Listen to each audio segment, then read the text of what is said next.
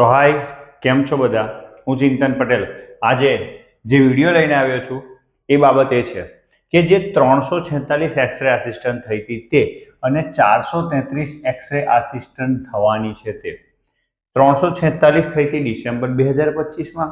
433 ક્યારે થશે હજુ સુધી, આજે હું વિડીયો રેકોર્ડ કરું છું ત્યાં સુધી હજુ એની કોઈ નોટિફિકેશન ગુજરાત ગૌણ સેવા પસંદગી મંડળે આપ્યું નથી. ઓકે, એટલે કોઈની પણ વાતોમાં ભરમાતા નહીં.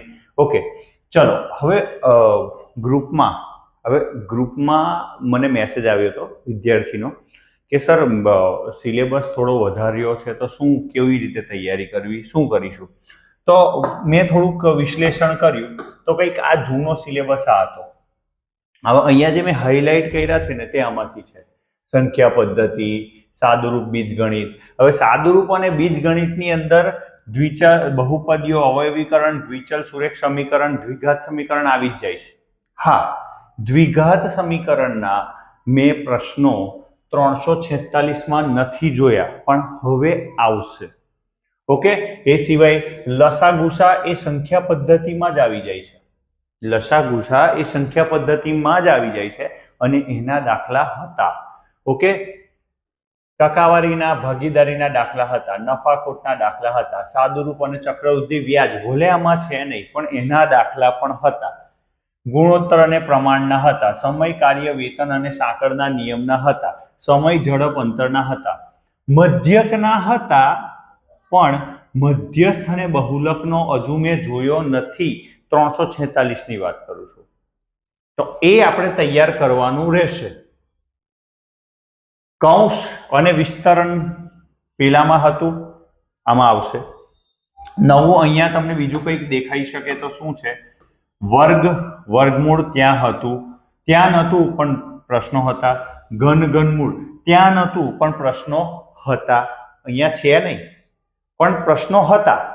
પેપર 346નું સોલ્વ કરાવવાનો છું ત્યારે હું તમને કહીશ. ઘાત અને ઘાતાંક ભલે આમાં લખ્યું નથી પણ એના રિલેટેડ પ્રશ્નો ઓલરેડી ગણિતમાં આવે જ છે, બરાબર, પેપર્સમાં. બહુપદીય અવયવીકરણ આવે જ છે, દ્વિચલ સુરેખ સમીકરણના દાખલા આવે જ છે. 359નું જ્યારે પેપર આવશે ને ત્યારે હું તમને બતાવીશ. x + y + z રિલેટેડ દાખલા હતા. ઓકે, હા, નવું જ શું આવશે? ક્ષેત્રફળ, પૃષ્ઠફળ અને ઘનફળ. આ નવું આવશે, બરાબર. ક્ષેત્રફળ, પૃષ્ઠફળ, ઘનફળ, ચોરસ, લંબચોરસ, ત્રિકોણ, વર્તુળ, ઘન, લંબઘન, નળાકાર, શંકુ, અર્ધગોલક. પણ 359માં વર્તુળને રિલેટેડ એક ક્વેશ્ચન મેં જોયો છે. ઓકે, એ સિવાય યામ ભૂમિતિ અને ત્રિકોણમિતિ એટલે સાઇન, કોસ, યસ, આવી શકે.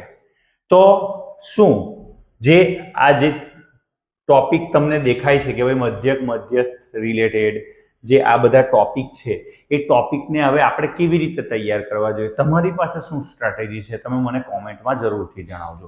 બીજી એક વસ્તુ તમને કહી દઉં કે મેં એક કામ કર્યું અને કામ એ આ કર્યું છે કે GSSSBની વેબસાઇટને શોધી અને એમાંથી મને જે પણ આ વર્ષના જે પણ પેપર્સ મળ્યા 337, 250, 304, 309, 311, ઓકે, આ બધા ભરતી ક્રમાંક નંબર છે. લાઇબ્રેરી, માઇન સુપરવાઇઝર, સિનિયર, બરાબર છે, ફિશરીઝ એકાઉન્ટ, પ્લાનિંગ આસિસ્ટન્ટ, બરાબર, એક્સરે આસિસ્ટન્ટ, દિવ્યાંગ એક્સરે આસિસ્ટન્ટ, ફાયરમેન કમ ડ્રાઈવર. આ બધા તમે જુઓ કેટલા બધા પેપર્સ છે મારી પાસે.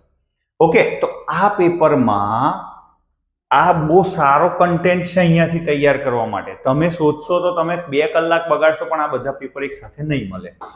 આ પેપરમાં શું મજાનું છે તે તમને કહું કે મેથ, ઓકે, મેથ અહીંયા થઈ જશે. રીઝનિંગ બધાનું સેમ જ છે.